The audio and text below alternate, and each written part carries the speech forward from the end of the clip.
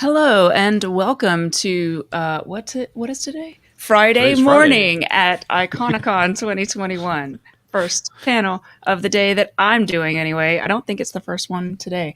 But my name is Melinda and I am obviously from RetroBlasting, and sitting here next to me is Matt Swafford from Reklaimer's Vintage Toys. Greetings and salutations. Yes, and we've got Conrad and Dan from Movie Oubliette, which is a wonderful podcast where they talk about forgotten films of the 70s, 80s, 90s, and even into the aughts, and sort of decide whether or not those films are worth your time of watching them now, or if they should just be lost to history. And then I am also joined by Ed's Retro Geek Out, who has a great, super fun channel where he talks about all sorts of geeky things, including toys and video games and stuff like that. So I will go through and let you guys sort of give a little bit more information about what you do. But today I do want to let you all know that we are going to be talking about Stephen King's 80s film adaptations, and there certainly are a lot of them to go through. Stephen King had 14 full-fledged movie adaptations in the 80s, and because there are so many to choose from, I believe that we have decided to narrow that down a little bit so that we can really dig in and kind of get into this a little bit more. So each of the panelists, including myself, have picked a movie that may not be their favorite movie, but it's a movie that they want to discuss for whatever reason. And we will sort of go through chronologically and pause at that movie and sort of spend a little time with it, give a little context, and I'll talk about what we think of those movies. So starting us off, I'll go right here to my left to Matt. And I was like, me. Right, left? Okay. It's really early here. Yeah, we just woke up, guys. So tell me a little bit about what you do for your channel. It's not really a channel. It's more of an Instagram page. And then tell me a little bit about how you got into Stephen King. Okay. I run Reklaimer's Vintage Toys on Instagram. I am a toy dealer, a toy seller. That's usually a dirty word, but but I buy vintage toys. I reclaim them from the wild. Clean them up, complete them, and sell them on my Instagram to collectors all over the world. And I first came across Stephen King when I was very young. He was always kind of there. And the first thing I ever equated to horror was Stephen King. Anything scary was Stephen King. Also with John Carpenter a little bit, but that's a different story. But Stephen King was, I think the first Stephen King movie I ever saw was Cujo. And I was 5. Wow. So, that seems like a lot of sleepless nights. And that's why I'm here. And that's why we're all here. Sort of a little therapy session. So next up, I will go to Conrad, who has a very terrifying backdrop. Conrad, tell us a little bit about Movie Oubliette and how you got into Stephen King. Come play with us. Yes, so on Movie Oubliette, we look at horror films as well as sci-fi and fantasy, but we thought, let's not just cover the things that everybody else talks about. Let's talk about the ones that people forget. So we drag them out of the Oubliette, take a look at them and decide whether they should be released and viewed more widely or whether they should be hurled back in there and forgotten forever. And sometimes we have amazing guests like Melinda. And even more amazing than me, for sure. But yeah, so just for those of our audience who don't know what an oubliette is, I know you have a spiel. Can you tell us what an oubliette is? So it's a place where you put things to forget about them. It's a medieval dungeon, and I picked it up from the Labyrinth. Yes. So that's where I got it from. So yeah. Very good. And so, Dan, as always, you are rescued from describing what Movie Oubliette is. Yeah. So since you are Conrad's co-host on Movie Oubliette, you can just skip right to how you came across Stephen King. And Conrad, did you tell us that? I didn't know, though. So yeah, I started off reading Stephen King from a very young age. I think It was probably the big breakthrough moment for me, that epic tome. So, wow. Wow. Yeah, I read everything and then started watching all of the movies. And with Carrie, yeah, I was one of the people that was cheering at the end when Carrie started slaughtering everyone. So, yeah. I mean, I think that's what you're supposed to do. Am I right? She is the hero. I of the always movie. thought so. I think so too. Yeah. So now, Dan, tell us all about how you got into Stephen King. So I did mention that during the horror panel that I was terrified of horror movies as a kid. But for some reason, I did read Stephen King as a kid. So I was, petrified in bed reading Stephen King. But it's only a few books. Like I've read Needful Things and Carrie and Pet Sematary. So yeah, just a handful.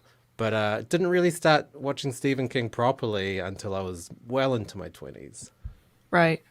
What was the first movie that really resonated with you in terms of a film?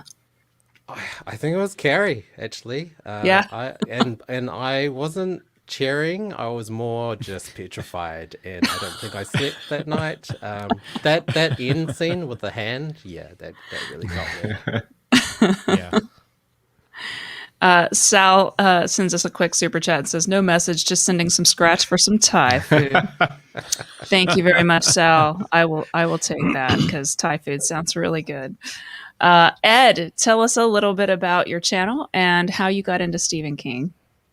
I do a channel about toys, but it's mainly about banned toys or recalled ones, unproduced ones. Not really going into what you would find on I guess most toy channels, Right. because I wanted to try to do something new like that.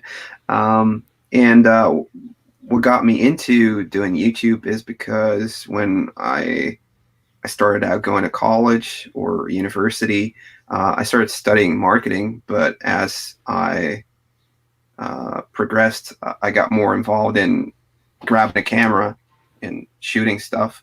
So I got really into looking up every single movie. And one of my pet peeves was checking out 80s horror flicks because they're just the most awesome ones. And a lot of those had that same glue of Stephen King. He's worked with so many great directors, and he has so many cool movies that came out in the 80s as well, going from, B movies to really top-notch ones as well. So that's what brought me here to this panel today. Great. Well, I think it's going to be a fun conversation. So what I thought we would do is, first off, we have to kind of very, very briefly set the stage of Stephen King as we're going into the 80s. So as many of you know, Stephen King's first big breakout book was Carrie. And I believe the story is that he had written it or started writing it and threw it in the trash. And his wife, Tabitha, was like, dug it out. And she was like, this is really good. And convinced him to sort of flesh it out and submit it. And of course, it gets published and then gets made into an amazing film. That's all in the 70s. And then he did also, there was the Salem's Lot adaptation of that book in the 70s as a film as well. So by the time you hit 1980, Stephen King had sort of become this really quickly shooting star, in terms of notoriety. Like everyone was starting to really know his name as a household name. And so people were vying to make his films. The horror craze was sweeping the nation in terms of films, horror films were really trendy. We had gotten some really high level directors that had done some films in the 70s. You had all kinds of things Rosemary's Baby and all of these really cool directors were wanting to do horror, where previously horror was sort of seen as a very low budget, skeevy kind of thing that you didn't want to touch as a director. But now it was sort of becoming a thing. And so studios were like, what can we get that we can just quickly make into a movie? So books were a great source of something you could adapt quickly into a screenplay and churn out some great horror. So as we're going into 1980, the very first film that we get is one of his other really, really well-known films, which is The Shining. And Stephen King sort of notoriously doesn't love the Kubrick interpretation of his book. I would agree that it's a very different story than what's in the book, but it's certainly super well known. Now, surprisingly, no one on this panel chose The Shining to be their story, so we're not going to spend a terribly long time on it. I think it's okay because a lot of people talk about The Shining because of Kubrick and all of the drama on the set with how Shelley Duvall was treated. And if you don't know about that, you should really look into it because it's fascinating.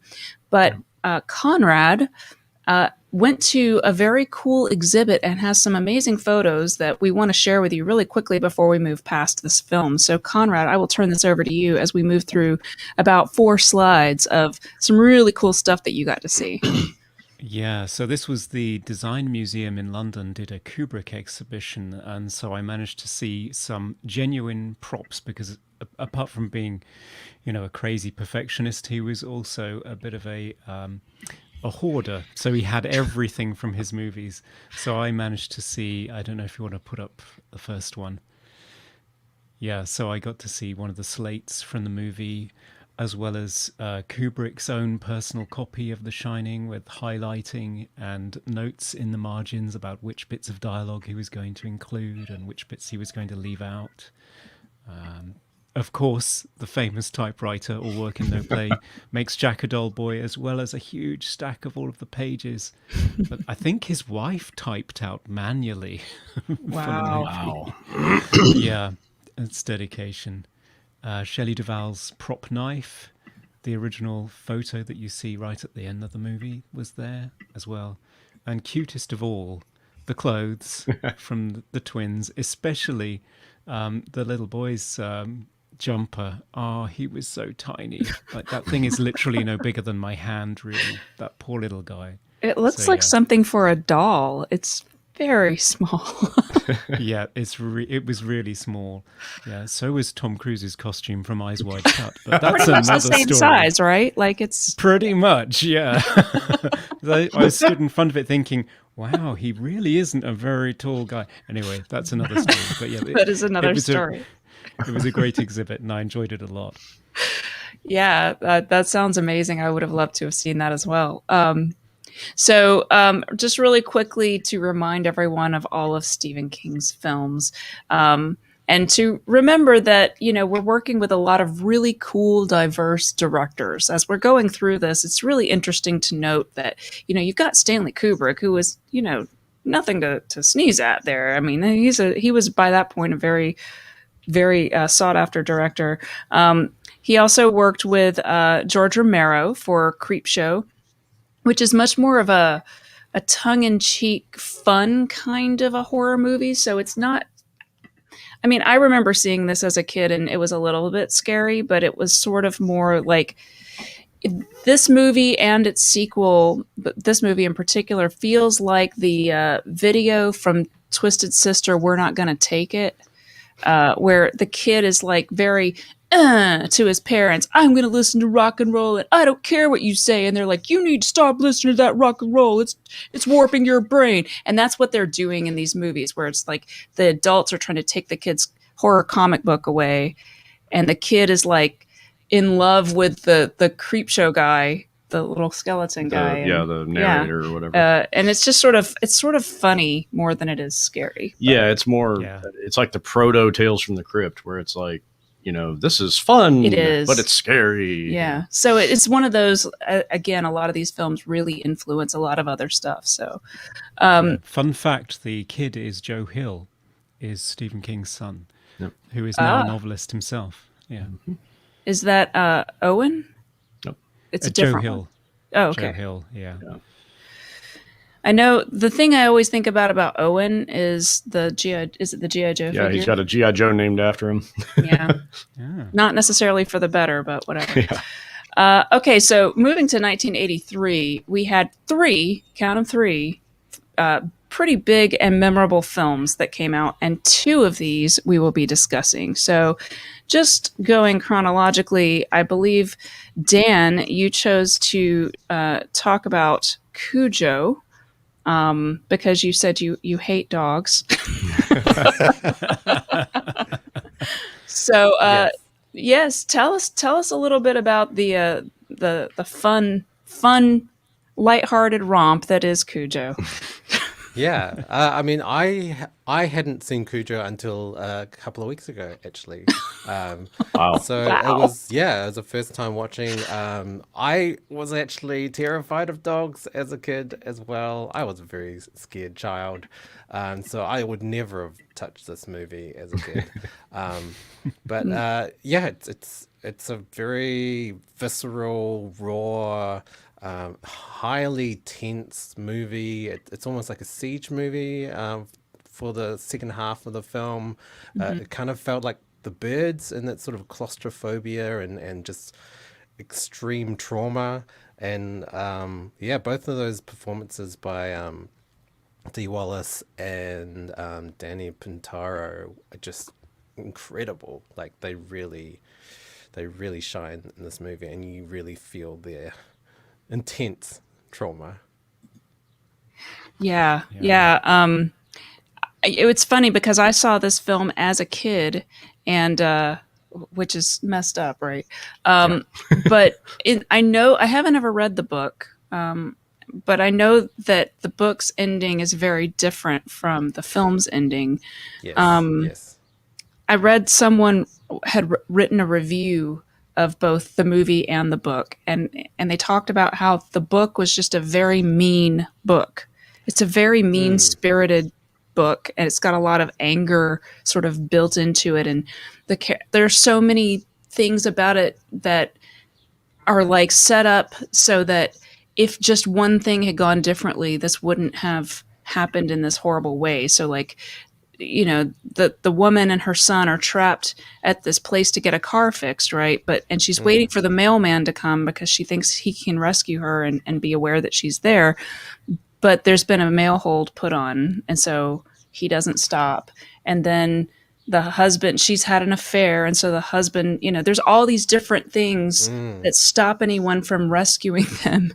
And so It's more like a turn of events kind of thing where it's like, whoops, now this, you know, this is going to happen because this thing happened, you know. in the movie, she does succeed in rescuing her son, and they escape, and you know they're probably mentally scarred, but they're you know they live, but that's not really the outcome in the book. Yeah. What do you think about how they adapted that, Dan? Yeah, so the son dies in the book. Spoilers. Well, I did hear that Stephen King did regret killing off the son in the book, and he was involved in writing the screenplay for the movie, and had the boy survive. So I guess he's had a change of heart. But it is a really... I like this movie because it is very sad. It is very depressing. Like normally Stephen King movies start off with a happy family in a small town, but this family is not exactly happy. You know, you've got the wife who's kind of having an affair, and she's feeling like their marriage is kind of falling apart, and then the husband has got financial woes because the cereal that he developed an ad campaign is causing internal hemorrhaging in its customers, which was a scare. And then the kid is just terrified of an imaginary monster in his closet. So there's all this kind of fear involved, and then it's quite interesting putting all of that in a situation with actual fear and actual peril with a rabid dog that's been bitten by a bat. I couldn't help but think about COVID when that happened. Sure. And so having to deal with this like real present fear and using very limited resources, trapped in a car to sort of overcome it, was a really interesting character dynamic and sort of character arc as well. And I did like it that she didn't get saved by her husband. Like she got out by herself. That's a great point. Herself. Yeah. Well, Matt, you said that you saw this film as a kid. What were your... I saw this on HBO when I was, I think I was 5 years old when this came out. And you know, it was kind of the Wild West when I was a kid. I could just watch whatever I wanted to because of HBO, and it was like, here, watch a movie.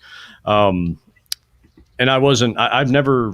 I don't think I've ever been really scared by any horror movie, and this is probably why. Because you know, we had dogs, and watching this movie, it was like I knew it wasn't real. Like I always had that like I knew this wasn't actually happening, but it was definitely a kind of an eye opener to where it's like no matter, you know, because the dog's sweet at the beginning. He's a, you know, a good dog, and it shows you that that's the scariest and most effective thing about this movie to me is that you see this dog kind of become this monster, this kind of mindless like destroy monster, because of neglect more than anything. More than I think the owner of the dog is the biggest monster in the movie because he's not even paying enough attention to the dog to be like, oh yeah, he's got a seeping wound on his face. Maybe we should get that looked at. Probably get that checked out. Yeah. And there's in the movie, there's the underlying, you know, the mother and the son, you know, escaping him. So there's that underlying sense that he is not a nice fellow. Sure. But yeah, it's a very, very gritty, dirty, sweaty movie, and it makes you really like you feel like you're in that car when she's grabbing the tactile things, like her grabbing the was it the handle or the door crank or something like that, and it breaks off, and I know it's the door handle that breaks off. Is it the door handle? Okay. You know, and just that if you've ever been in a car like that, it's like. You can feel that. You can feel that, like, oh gosh, like, what do I do now? Yeah. And all that window area on that car too. You're just waiting for that back window to get broken.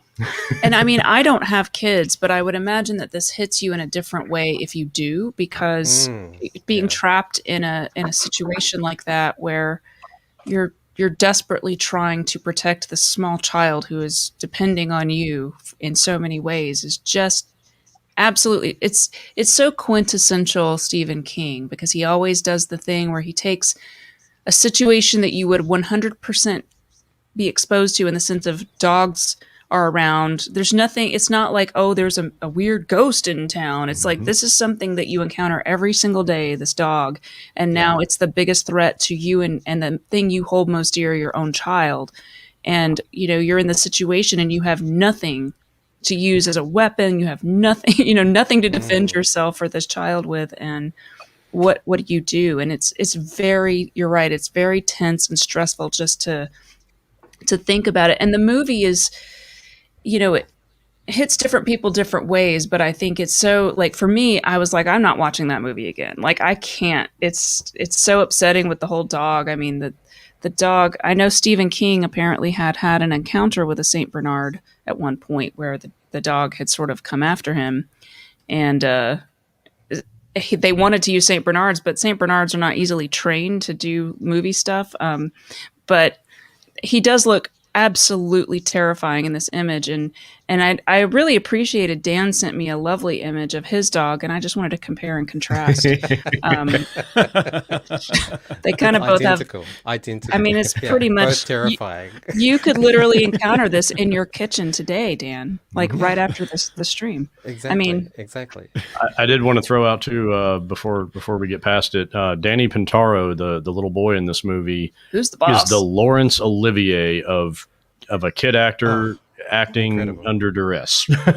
Yeah, I don't think it's acting. I think it's actual. Oh yeah, he's You think it's Shelley Duvall style terror? Yeah, I think it's childhood trauma right there. We are witnessing the childhood trauma. Yeah, Melinda, you mentioned what did you mention? So this movie, in terms of like causing that claustrophobia, there's like really interesting techniques they use in production of it. Like they use a lot of cars and often parts of cars, and so often they would have like the doors just like not attached, and they would just have the camera sitting there, so you felt very close to the characters at all times. And there's even one scene where the dog like rams at the car. Yeah. And how they achieved that is they just took the doors off, and the dog actually just jumps through the car to the other side. But they edit it on that point, and then when the dog is ramming the car, it's just the guy in the dog suit. Let's look at the guy in the dog suit. There is a great, apparently new book that came out within the last year or so, I think, maybe last 2 years, about the sort of the making of this movie. I think it's the title is something like "Everything's Fine Here," like nothing weird's happening here, something like. But it looks really interesting with a lot of these behind the scenes stuff. Like, and it sort of seeing that helps me, honestly, because this was a traumatic movie to watch. I saw it as a kid as well, and it was very stressful to me as an animal lover. So I know that it doesn't feel like we've been talking about this for very long, but I just keeping an eye on the time. I want to keep us moving. But is there any final thoughts that anybody has about this movie? I know, Ed and Conrad, you haven't said a lot on this one. Any thoughts? No, well, I just agree with everything that you've said so far. I don't know if Ed has a different perspective. I thought it was really creepy, that one. It's like, it's like you said, it's like a real life experience that can go wrong, and you never know why. And that's what makes most of these stories so good. Yeah. Yeah. I feel like we could spend an entire panel talking about this movie just because I feel like the dog thing parallels the whole wife's infidelity thing. And there's a lot there to dig into, but I do want to keep us moving. But it is a fascinating movie. And if you can stomach watching it, the acting is really, really strong, I would say. Yes. But moving on to our next film, Conrad, you chose from the same year, just a few months after, The Dead Zone. So, Christopher Walken. Yes. Just as a romantic lead. Yeah, somebody said in the comments, what's more scary, Cujo or Christopher Walken? Yeah. I personally think Christopher Walken is very attractive, and I can see him as a romantic lead, but I'm probably just weird. Okay. So the Dead Zone marked the beginning of King's dalliances with Dino De Laurentiis, who's kind of this famous producing mogul in Italy. And it's not quite Golan Globus levels of enthusiasm over taste, but it borders on that. He's responsible for things like the Lynch adaptation of Dune, which I love, but it is a hot mess. And there were several other films that happened as a result of Dino's enthusiasm and his ability to charm and persuade people, including convincing King that he could direct a movie himself, which we'll hear about a little bit later. This is also the first time that David Cronenberg worked as a gun for hire on a studio picture after 8 startling body horror films in his native Canada, independent movies. First time he directed something he didn't write himself, and it could be a bit of a mismatch in terms of material and director, because he tended to focus on very eccentric loner or outsider characters with names like Adrian Tripod, and this story begins at least with an everyman schoolteacher called Johnny Smith, which you couldn't get more everyday than that. Although it has to be said, Christopher Walken is the weirdest school teacher. All he ever teaches his kids is The Raven and Sleepy Hollow, and I wouldn't send my kids to him for private tutoring. But you would have wanted him to be your teacher. Oh yeah. Absolutely. Yeah. There is also a link between The Dead Zone and Cujo. Because Cujo is kind of supposed to be like a sequel, sort of, to The Dead Zone. Yeah, they came out in the wrong order. So Sheriff Bannerman, who is killed by Cujo in Cujo, shows up in The Dead Zone in the Castle Rock Killer sequence. So, yes. Yeah, strange. And I think actually the thing that the little kid's scared of in his closet, I think it's the Castle Rock Killer. I think it's the ghost of the Castle Rock Killer in the book. Well, apparently also Cujo was supposed to be possessed by the Castle Rock Killer. So it was supposed to be more of a supernatural aspect in Cujo, but they just took that out completely. Yeah, and it's just like a natural rabid dog as opposed to a possessed rabid dog. Okay, yeah, it makes sense. So the Dead Zones, just to sum up the story quickly, everyday school teacher Christopher Walken is in a car crash. He wakes up to find Herbert Lom from the Pink Panther movies hovering over him as a doctor, telling him that he's been in a coma for 5 years, and then discovers that when he touches people, he gets psychic flashes, so he sees their past, their present, or their future. And this is based on Stephen King's 5th novel, his 7th if you include the Barkman books. And it was the first to be ranked among the year's top 10 bestsellers in 1979. But the structure of the film is quite episodic. So it's not surprising it was adapted into a TV series later with Anthony Michael Hall. It ran from 2002 to 2007. Many people are familiar with that. I've never seen it. I'm not sure it aired here. I actually just started rewatching it. I watched it when it came out. I'm kind of surprised it got as many seasons as it did, although it's not terrible. It's very of its time. But I think the concept does lend itself very well to that. There's some weird changes, like the little boy that the ex-girlfriend has is actually his, spoiler, it's his son, which he finds that out in the very first episode, so it's not much of a spoiler. So I guess she had been pregnant when he was in the accident, and she is married to Sheriff Bannerman in that, and Sheriff Bannerman is raising his son, and I don't know, I guess he knows that it's his, so anyway, it's weird. Wow. That's interesting. I'd like to check that out. So the 3 episodes in this movie, there's sort of 3 different types of movie. There's a slasher movie called the Castle Rock Killer sequence, where Johnny's helping Bannerman track down a serial killer. And that's really sort of gothic and dark and scary. Then there's the soap opera Can He Stop Somebody Falling Through the Ice in a Ice Hockey Game episode in the middle. The ice is going to break. That's the one. That's the one. That's where one of the moments where Walken goes full Walken. Full Walken, yeah. Yeah. Look how attractive he is, you guys. Look at that collar. Yeah. I've never seen a more amazing. He looks like the Sandman from the comic books. I mean, that collar is like absolutely. I'm okay, sorry. Yeah. Go ahead, it's something Conrad. that happens. No, it's if you compare it to the picture when he's just average school teacher Johnny, you can see that when you don't have psychic powers, the hair stays down. That's right. And when you do have psychic powers, the hair goes up. That's right. Oh, yes. It's sort of like an electric shock. Yeah. It's like his brain is just so powerful, it's making his hair stand on end. Yeah. That's But there's right. no wind. There's no wind, though. No. It's not as bad as Firestarter, but we won't go. But we do have a fire scene. So, I mean, there is that.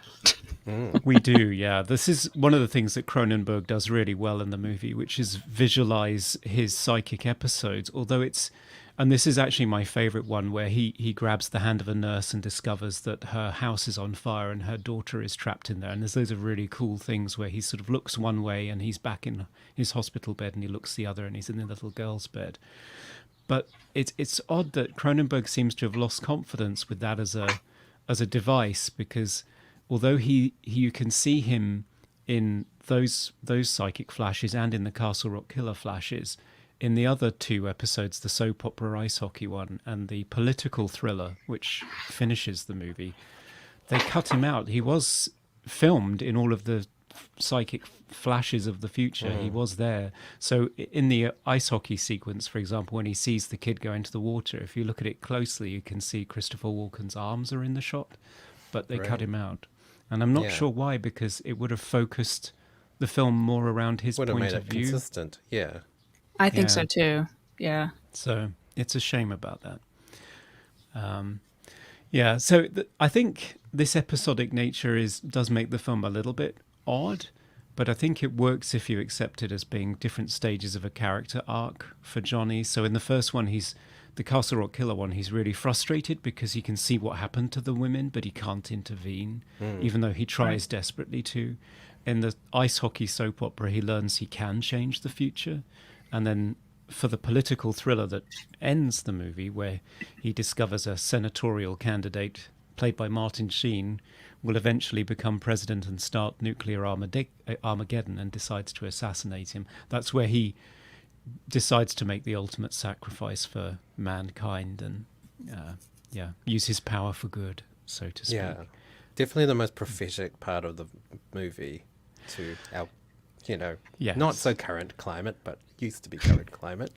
Yeah, but Right. it's still hot. Yeah, I don't want to go too far there, but certainly the character that Martin Sheen is playing is a corrupt real estate developer who poses as a man of the people, has people chanting at rallies, and is actually a sociopath who's power hungry and is surrounded by corrupt people who will do nothing will do everything to stop anybody getting in his way. So there are similarities. Some people saw similarities with things that were going on in the real world.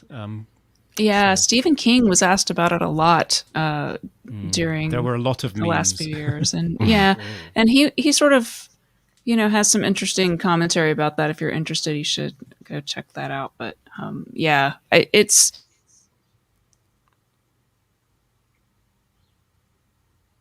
Oh, have we frozen? Oh no! Somebody. Oh, I think maybe it's just Melinda that's frozen. Oh, it's just Melinda. Well, that's dear. awkward. It is, yeah. She's the host. Well, I can. Is continue it still in her streaming absence. or not? I hope so. know. I hope so. Hi, Mum. Yeah, we'll just talk amongst ourselves. I think we're still live, judging by the Okay, Okay. all right. saying. Awesome. So I will carry on. Yeah, there is an obvious political angle here. And Cronenberg himself said, unfortunately, Stilson is not a cartoon character who is too absurd to be real. And no. he said that in 2006. Right, yes. So it was prophetic even then. The film wasn't a huge success. It's probably best remembered for the Castle Rock killer, Frank Dodd, and the interesting way he evades police capture, which will never... you'll never look at bathroom scissors in the same way again. Let's just put it that way. Yeah. What did you think about it, Ed? Sorry. Oh, sorry, Conrad. Yeah, no, please go for it. What Ed, did you what think did you about make it, of the... Yeah. You mean me? Yes. Sorry. Yes. Yeah, I didn't hear it. I really liked the movie, actually. I like the way it's split up, just because it's so different compared to other stuff that came out during those years. Not like, Creepshow and stuff was divided, but it's one of those movies where the short stories that he would write really came to fruition and still made sense within the complete movie compared to some other ones that came out, because he also did a lot of just short films or short story films as well. So Yeah. and I like anything that has Christopher Walken in it. So Yeah, I definitely think his star power sort of propels the movie. I kind of liked this movie the more I watched it. Like the first time I watched it, I'm not sure whether it really gelled with me. Even the second time, but watching it again, it kind of gets you. Like it kind of pulls you in. Yeah, I like the bleak atmosphere that it has. It was still shot in Canada, and it has this wonderful icy, frozen landscape that Cronenberg creates. And also Michael Kamen's music is very haunting. This is well before he reached superstardom with scores from franchises like Die Hard and Lethal Weapon. This is one of his first big breaks, and he was working around the clock to get the music done in time. He was playing piano, composing it at his piano all night at home, and eventually the neighbors came around and begged him to stop because he was giving their children nightmares. So, and I can understand why. Yeah, So, I can understand. Yeah. yeah. I wonder if Melinda's going to come back. Yeah, she said that she had a power surge. So I don't know what's going on dear. in what's going on in Castle RetroBlasting at the moment. Okay. Yeah. One other thing I would point out is the next film for Cronenberg would also feature a woman sobbing on the floor beside the dead body of her ex-lover. That would be The Fly in 1986, which was, I think, a much more successful combination of Cronenberg's sensibilities and mainstream filmmaking. So Yeah, there we yeah, go. yeah. I mean, the trivia I read about this film, we've actually covered this, Conrad, on our podcast, but We I have. might as well mention it again, that Cronenberg did use a technique to startle Christopher Walken during some of the premonition scenes, which was to fire a gun Yes.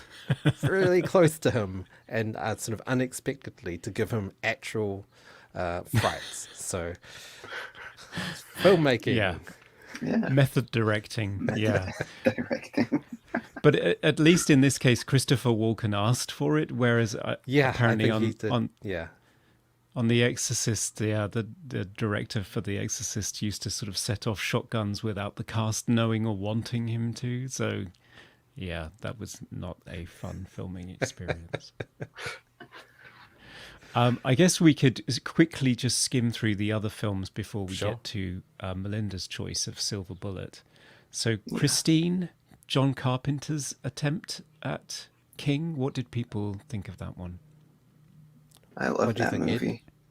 I think I mean, like, the structure is simple and there's not too many characters in it, but I like, whenever it's on, I'll watch it. Yeah. It's I don't know, like, how the book is different from the movie, but I really like the way that movie played out. There's nothing special about it either, but I just like the concept of, a car that's possessed, and yeah, just the teenagers. He's doing it to get the attention of a girl. So yeah. Mm. Yeah, Christine used to be my favorite Stephen King adaptation. Maybe kind of equal The Shining. But I watched it recently, and it's hard going getting through it in terms of like female, talking about female, about women and the treatment of women. It's hard. It's hard to get through. And I know the main character never says anything sort of ill about any of the other female characters, but the other characters are just deplorable in terms of how they talk. Yeah, it's not great. Yeah, as somebody's mentioned in the comments, Carpenter was a little bit worried about having a rotting ghost of the car's former owner in the back seat of the car, which is what's in the book, because he just recently done The Fog and he just didn't want to go back to rotting corpses again. So he just had the car by itself, which, people, their mileage varies, pun not intended, on how successful that was. I do like the score very much, but it's early 80s John Carpenter, Classic so what's Carpenter not to love? synth. Yeah. Effects wise, it's astonishing.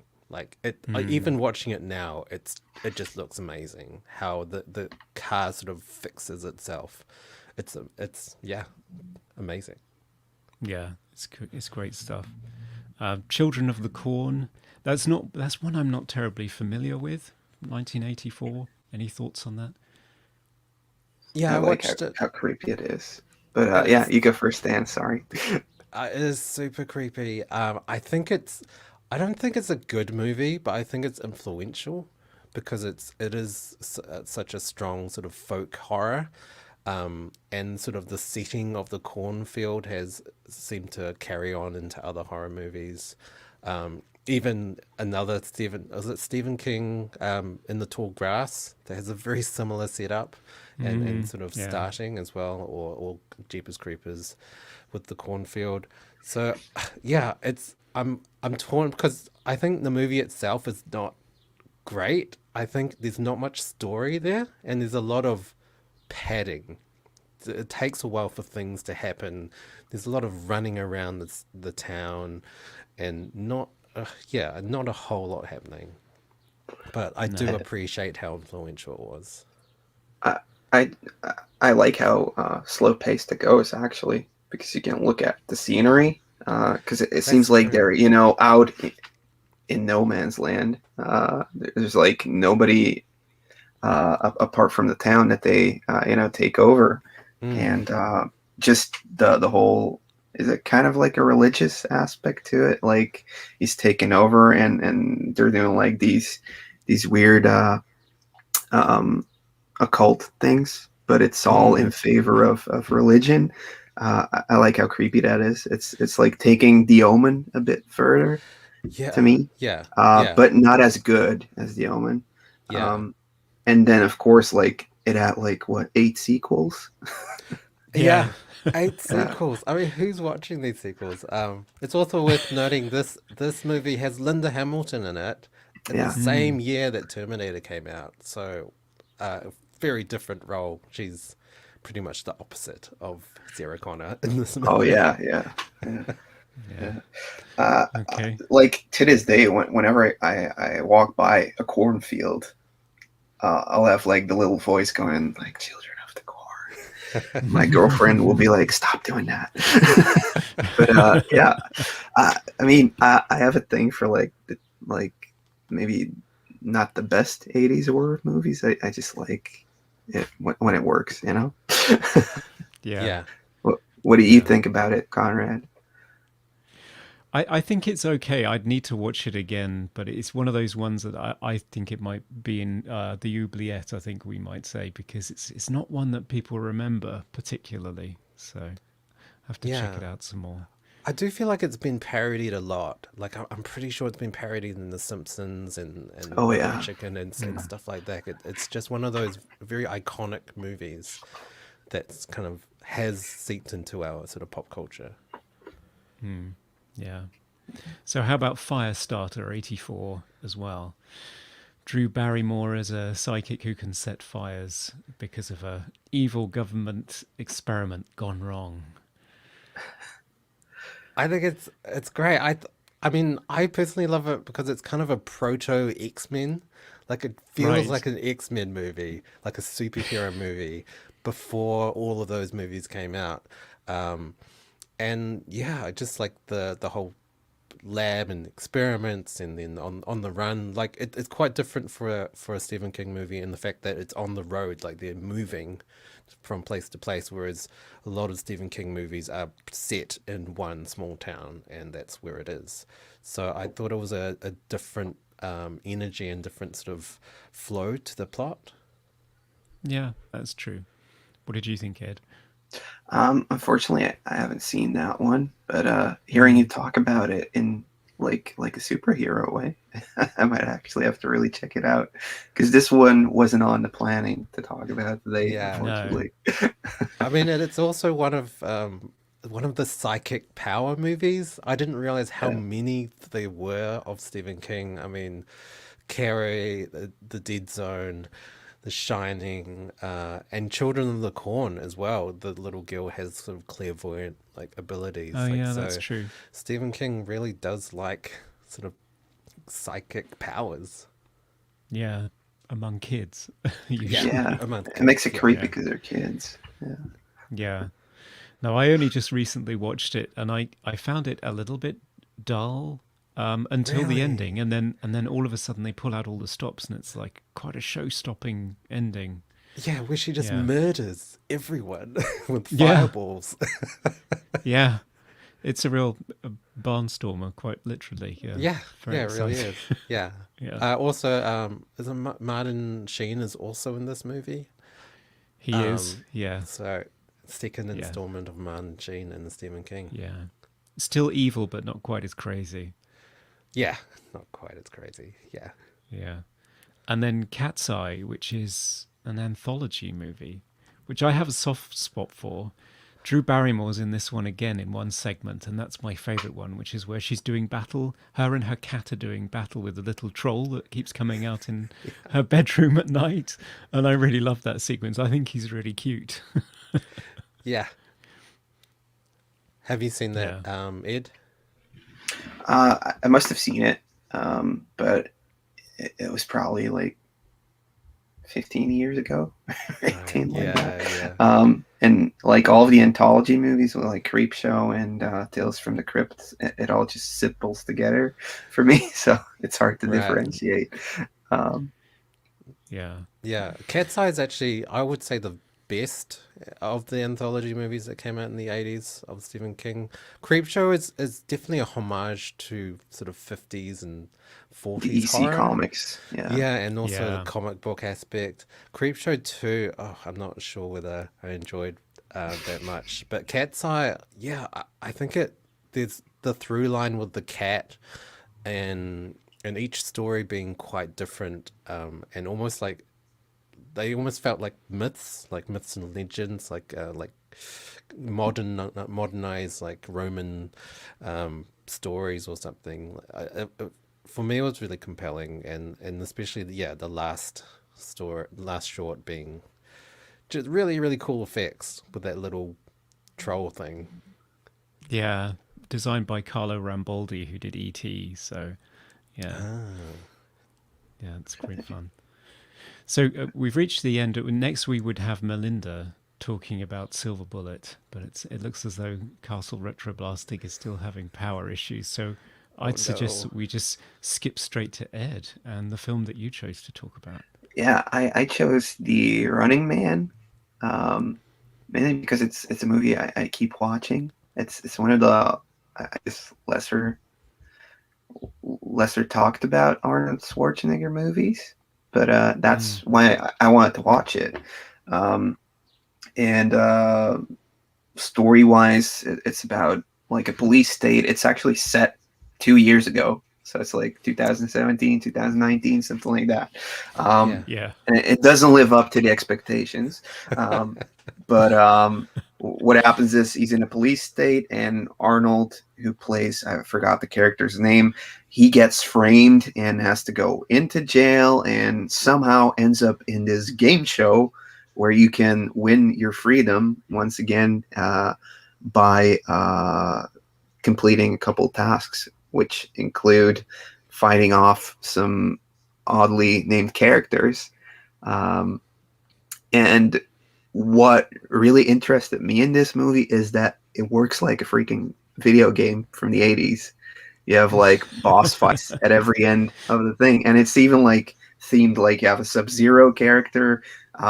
One's called Dynamo. One's probably called Inferno or something like that. So there's like fire, ice, electricity, stuff like that. But well, Arnold, being Arnold, he obviously just knocks everybody out of the park. And then it ends up that more people have actually won the competition, but they kind of like tucked it away, and then they bring that up.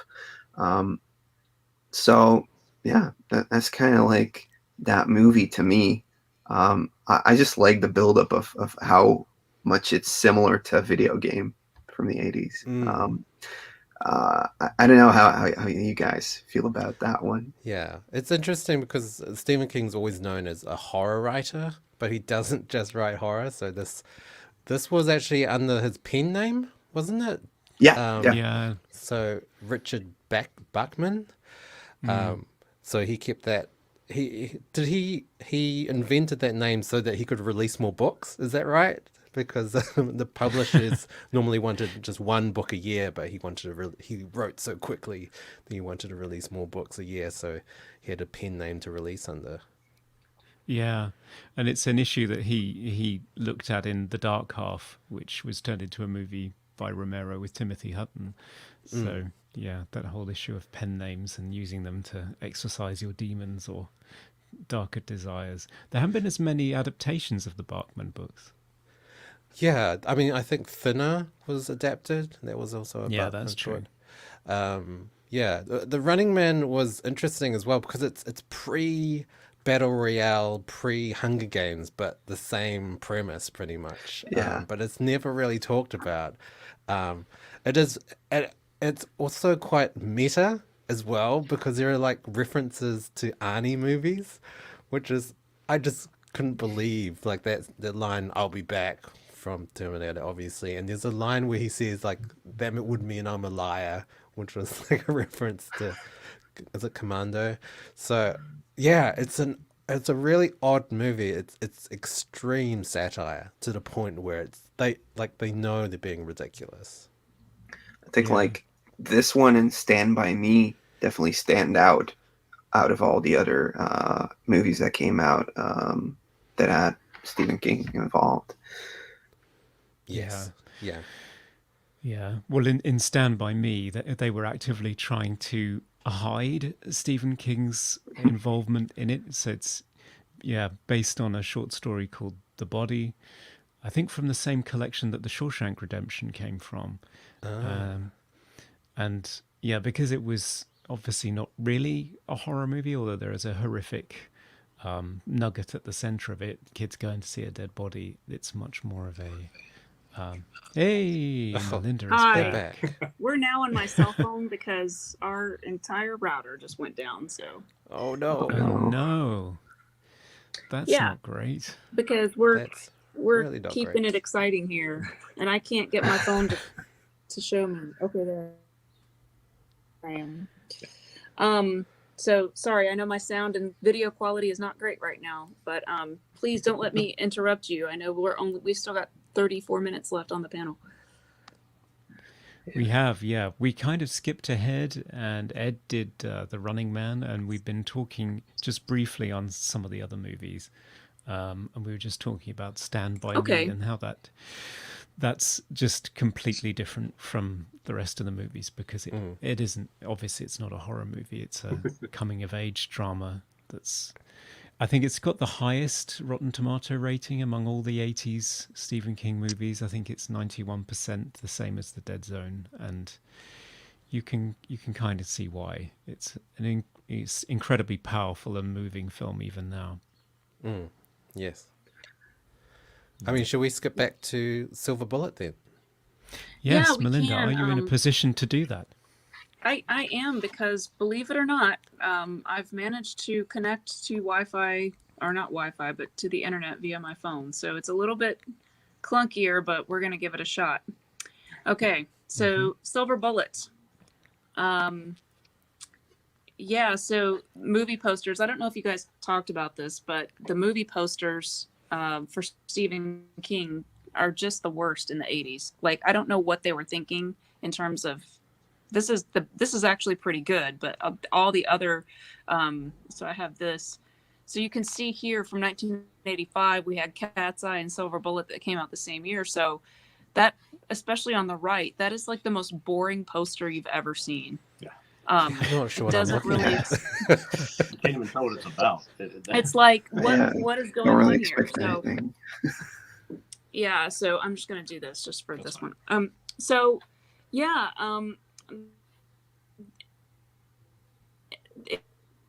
it was an adaptation of Cycle of the Werewolf by Stephen King, and it was set to be directed by Lee until he quit. So there was a little bit of drama on the set. That director had also done Beastmaster and Bubba Hotep, so a lot of people may recognize him from that. He wasn't liking the script, though, for how they were going to do Silver Bullet, and so he basically there was a whole falling out. He had written a script that Dino De Laurentiis, as you mentioned earlier, Conrad didn't like. Stephen King had given some notes which Coscarelli really liked, but Dino De Laurentiis was like, "No, I don't like that." He threw it in the trash. So Coscarelli was like, "Well, then I'm out." So then they got Dan Attias, I guess is how you say his name. He was chosen to direct instead, and this was his only film. He's done a ton of television, though. I mean, I wouldn't feel bad for him at all. He did Miami Vice, Beverly Hills 90210. He did some Buffy the Vampire Slayer, Walking Dead. Another thing that I wanted to point out, here are the two directors really quickly, right, is Dan Attias. I wanted to point out that this was shot in Wilmington, North Carolina, like many Stephen King movies, and there's something about it that really feels very familiar to me. I don't know if it's because I'm from the South, and North Carolina sort of has that same feeling. But this is from a website called the Then Now Movie Locations, and they sort of do movie locations from back then and then show exactly what it looks like now. So on the left, you can see that location looks nothing like it did before, but on the right, it's still a cute little house. And I just love seeing that kind of stuff. So if you're interested in that, you should check that out. But other films that were done there, of course, were Raw Deal, Trick or Treat, one of my favorite 80s movies, Firestarter, Cat's Eye, about a million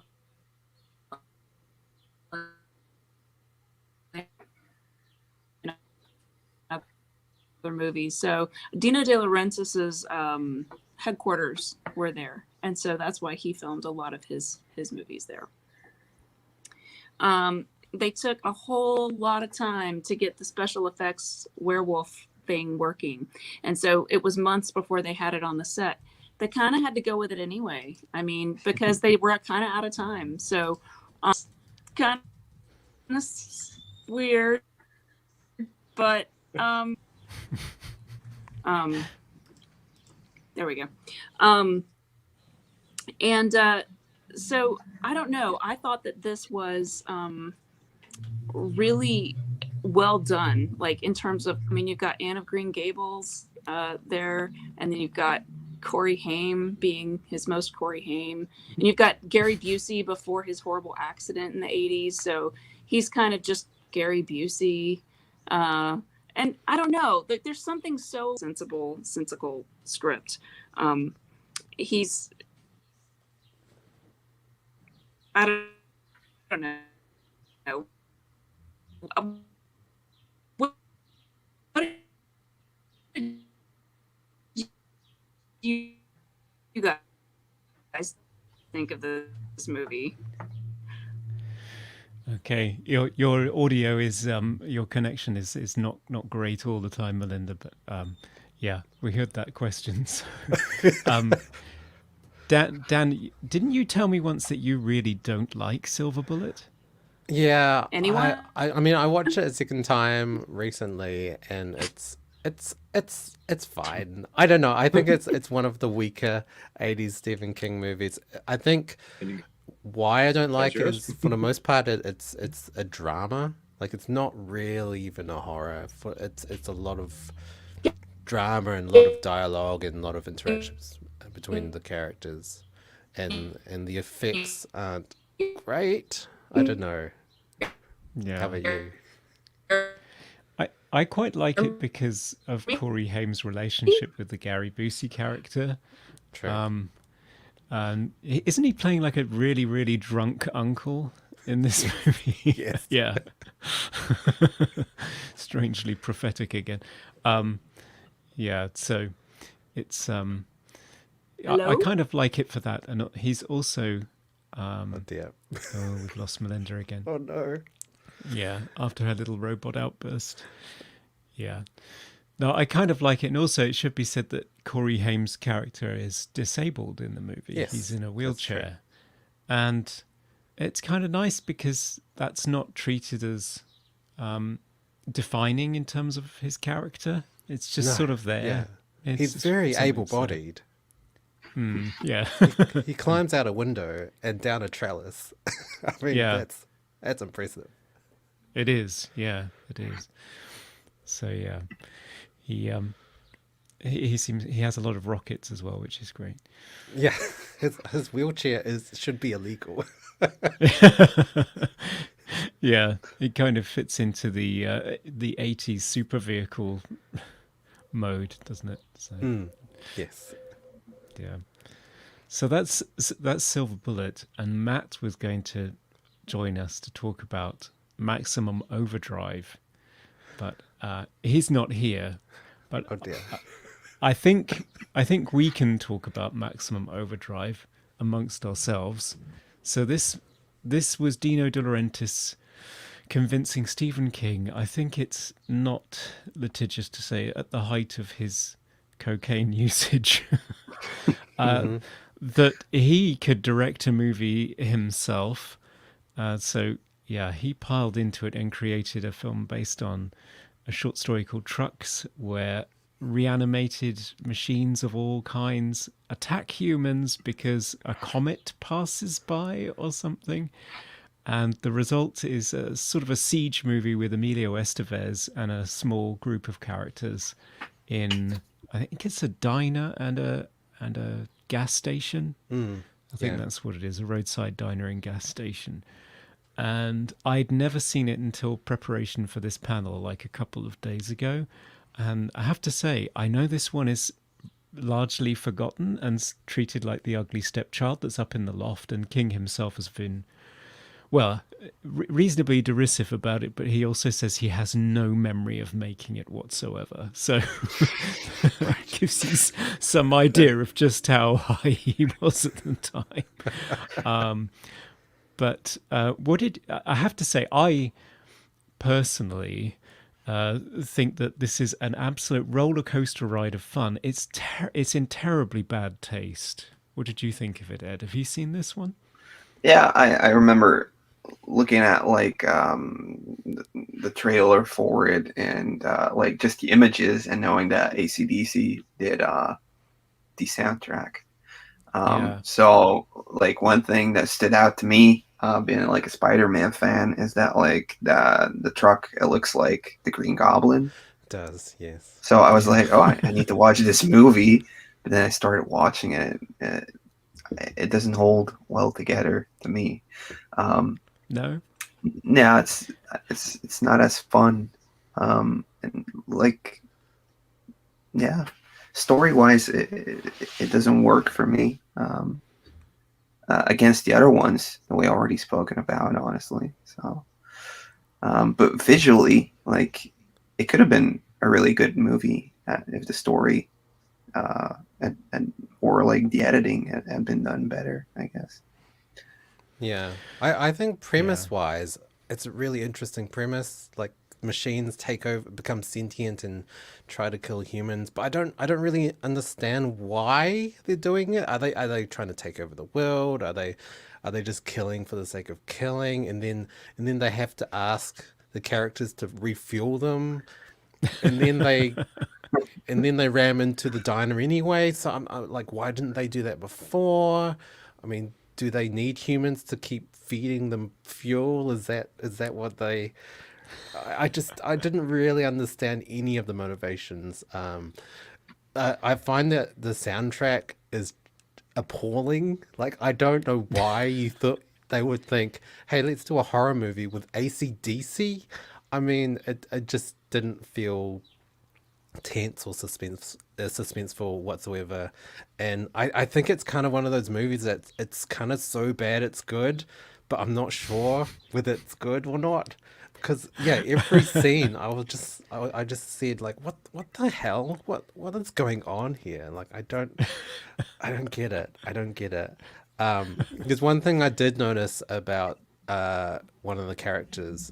So the Brett character at one stage says, "Eat my shorts," which is a classic Simpsons line. And Yeardley Smith, one of the actresses in this movie that plays Connie, the girl that keeps screaming all the time, she is the voice of Lisa Simpson. So I don't know whether they knew that was a reference, or I don't know. But it's, Yeah, it's this movie predicting The Simpsons rather than The Simpsons predicting the future for a change. Yeah. Yeah. No, I kind of like it. It's full of really questionable things. Like, you know, it's the only movie I'd seen that would actually steamroll a child on camera. Yeah. I mean, I kind of wanted more of that if they were going to do that, like more interesting kills, because it kind of got to the point where the people were just getting run over by trucks, which is not that interesting to see over and over again. I would have loved it if they'd kept it in the suburban setting, going from house to house, trying to avoid lawnmowers and toasters and phones and stuff. Like, that would have been interesting, but at the gas station, I'm not sure that it works. Yeah. It's like we got a super chat in from James Hey guys, Salzberg. can you hear me? Yeah. We can. Yeah, You're maybe. back. Welcome Oh back. my God.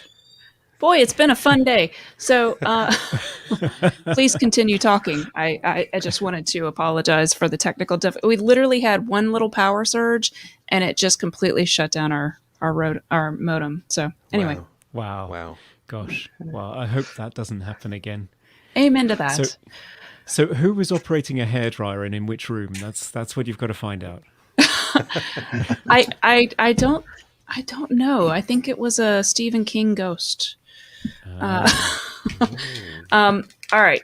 So I know Ed was going to read some super chats, and let me see if I can scroll back through. I may have missed some, and if I missed yours, I apologize. Things have been a little crazy, and our guests can't actually pull up the super chats. So James says, "Wow, that's really high." I'm not sure what that means, but Well, that's you're great. making maximum overdrive. Yeah. And so I think I don't know if you heard anything that I said about Silver Bullet, but that's okay. I know, Matt, did you have some stuff to talk about Maximum Overdrive? I know they've been talking about it. So. Yeah, I don't know what's been covered. Sorry for all the hullabaloo here. Yeah, Maximum Overdrive is kind of a fascinating mess, and it kind of shows you what happens when a writer steps up and says, "Hey, I can totally be a director. I can do that. I've seen directors. It's not a big deal." I think a lot of the production value on Maximum Overdrive is, I think I've seen high school plays with better better values than some of those kills. Like when the kid's riding the bike through the town, and it's like, "Oh, hey, look, there's a dead person over there." But you can only see like her legs sticking out, and it's like, okay, well, what happened? And like the person, like the pizza delivery person, like hanging out the window, like, what did their window attack them? Like what? A lot of it was kind of a stretch, and the rules of that movie are just kind of bonkers. Where a machine gun is a machine, and It's right there in the title. It's a machine gun, and it's and the knife and everything. It just, they don't really establish like what the hell's going on. And I did notice when I was watching it the other day, when that movie came out and I was a kid, I was like, "Oh my God, it's got AC/DC and Emilio Estevez." It was like, how can this lose? That movie's basically The Mist, but instead of fog and monsters, it's semi trucks, because they're stuck in the mist. They're in the grocery store, and in Maximum Overdrive, they're at the truck stop. But it's the same, like, we're stuck here and everything's going on outside, and it kind of turns into Lord of the Flies. Not as bad as in the Mist with all the characters. It doesn't devolve as fast, but it's got that same kind of feel. I feel like that was King kind of. I can't remember which one came first, which story, but that's him kind of cannibalizing himself. I liked it. Am I the only one? Like, I did too. I rewatched it, and I thought it was like, I think it's joyfully insane. Everyone says that it's so crazy and so cocaine fueled, and maybe my brain is just warped or something. But I'm not saying it's a great movie, and there are certainly very annoying characters. But I thought that, like, unlike certain other films, the characters are at least defined for the most part. Like, some of the key characters, like, you understand. I loved the kid, which is typical 80s kid in a movie. Like, he's not annoying. He's very resourceful, and he very, very quickly figures out what's going on, and he doesn't fall to pieces. He's like, I'm going to get through this. And he's really the smartest character. And I loved the AC/DC. Like, I know it's just kind of cheesy, but that's the best part of the movie. It's so, I don't know. It just seems like if the 80s were a movie, it would be this movie, because it's just, I don't know. It's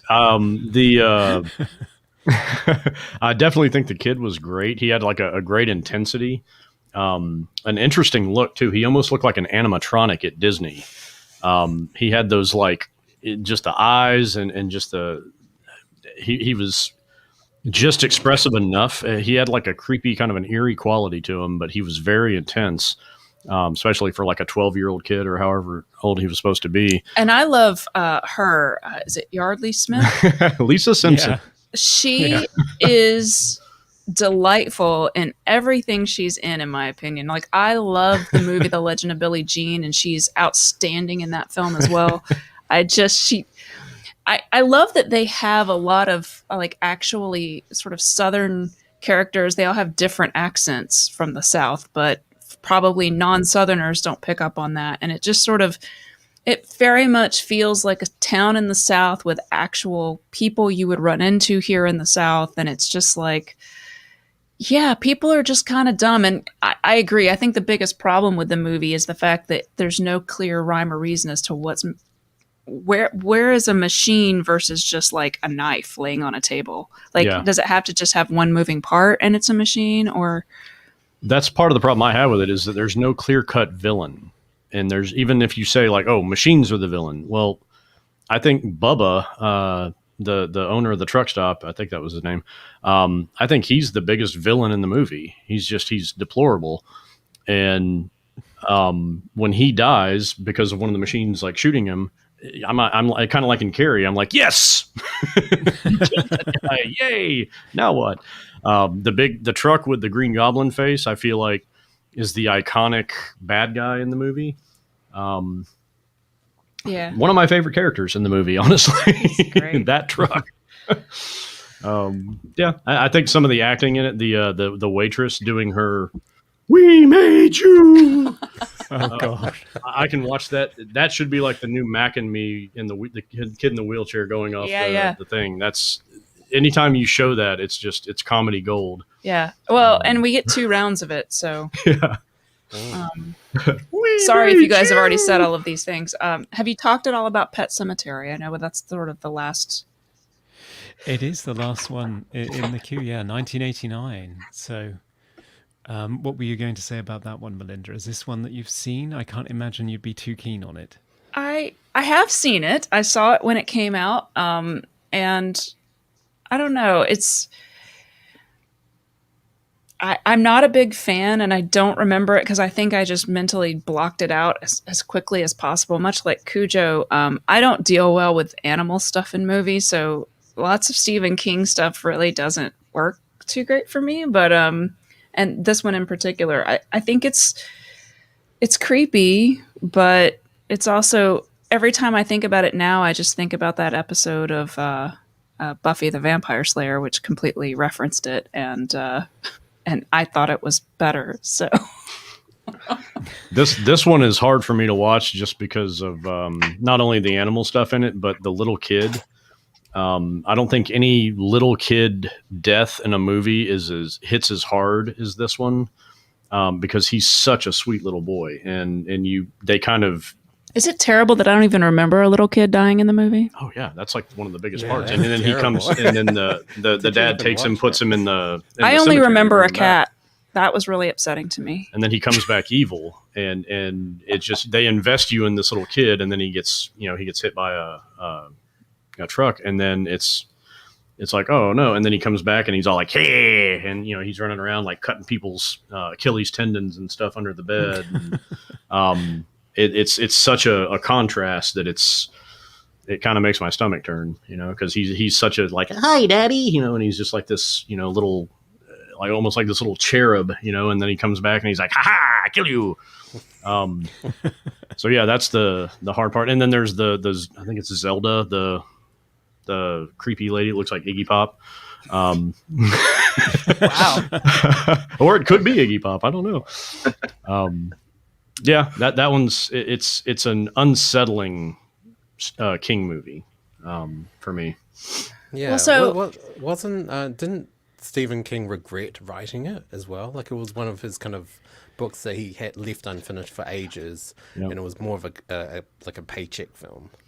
I heard in an interview with him that he lived at that time near a very busy highway, and animals would get hit on the road all the time. And so the kids, his kids and other kids in the neighborhood had an actual pet cemetery where they would take all the animals that got hit in the road and bury them in a field.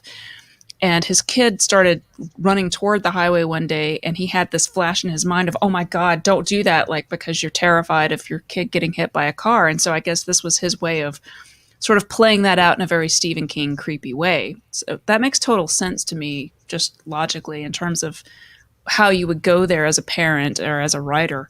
But I guess I can see like that I know his wife is not a fan of it, probably for the same reasons that you talked about, Matt, where it's like she doesn't want to think about that sort of thing. And I think that's probably true going back to Cujo. It's sort of reminiscent of not just with the animal stuff, but with the kid stuff. Because usually, I don't know what you guys think, but animals in films, like when the family dog or the family pet gets killed in a movie, it's supposed to elicit something in the audience, which is, oh my God, this is part of the American or the family unit. And so anything that's threatening that is sort of the easiest thing to kill the pet, so that you don't have to sacrifice the human characters, but it makes you feel that sense of being invaded or unsafe.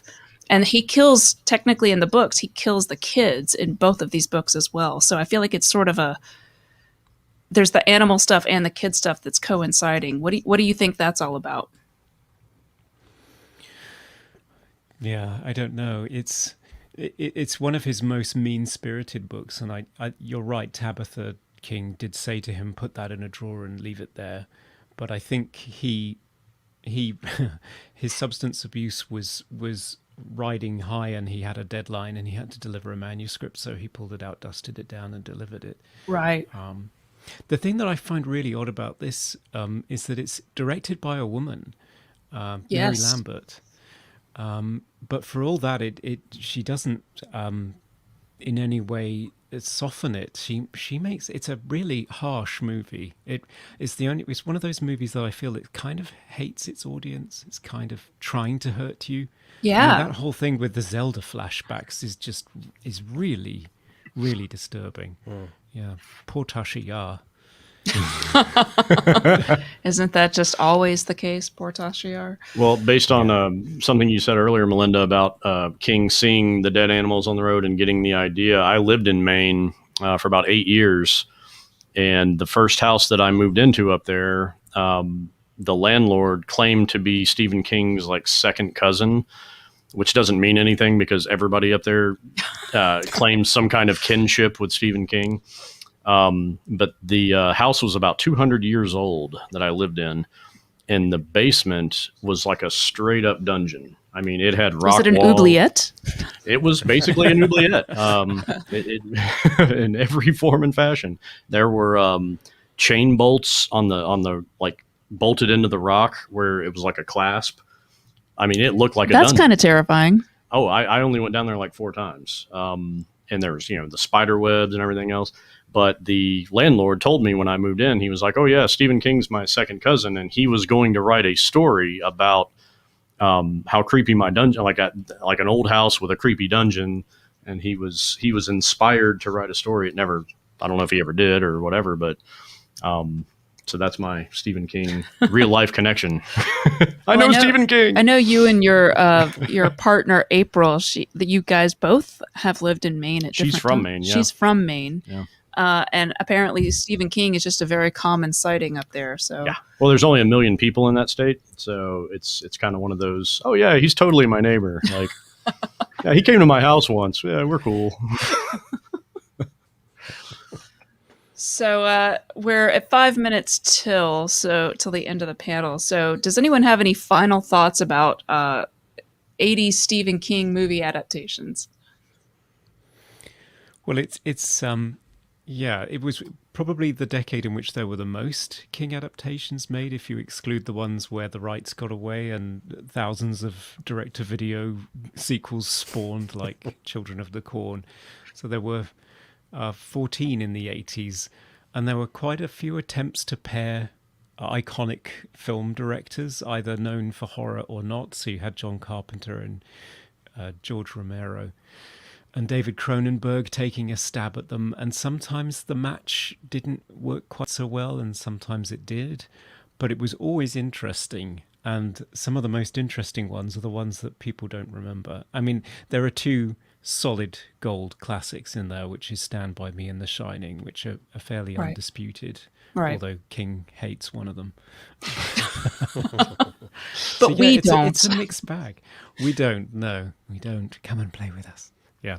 Play with us, Danny. I think much like, I think, Conrad, you mentioned seeing the new, I can't remember what it's called, Dr. Sleep. Yep. I have it, and I really, really want to watch it, but I'm always busy doing other things. So one day, maybe after Iconicon, I'm going to sit down here and just watch it. But I've heard that it's a wonderful sort of blend of both, of being a sequel to both of the movie and the book. So I'm looking forward to that. But I actually love both of those two things, the movie and the book, even though they're very different at their core, very different stories. So I don't know what you guys think about that, but I think that's true of a lot of Stephen King stuff. I think you have to change it so much to make it work on screen, and sometimes it loses what makes it scary in the book. But I don't know. Yeah, I mean, I have seen Doctor Sleep, and if it is a faithful adaptation of the book, it kind of taints The Shining for me, because The Shining is so different to Doctor Sleep in terms of the plot and the whole psychic powers aspect of it. It's just not in The Shining at all. So, yeah, I'm torn. Yeah. Ed? Yeah, I just think like they started off that decade with The Shining. It was just such a good movie that everything after it just seems to float down. Then again, like everything with like the slasher genre being so popular, like his stories would be perfect to turn into movies. Everything he was writing, and it's weird that it took so long for him to make like a zombie-like movie like Pet Sematary at the end. I think if they had released it even earlier with some more gore in there, it would have been like a real classic, even though it's like gross. But that's like the extra thing you have with Stephen King writing it. There's always like that extra dimension to it, that extra creepy nature of not what you're seeing that's gory or scary, but the underthought, I guess. So that's kind of like my take on it. I mean, I appreciate the diversity of storytelling in all the movies. Like, I mean, you've got werewolves and possessions and psychic powers and killer dogs. It's not, there's no kind of like same movie. They're all very, very different. They are, but I think a lot of what makes Stephen King books scary is this sort of growing dread that's sort of an internal thing that I've never really seen effectively translated into film in his horror work.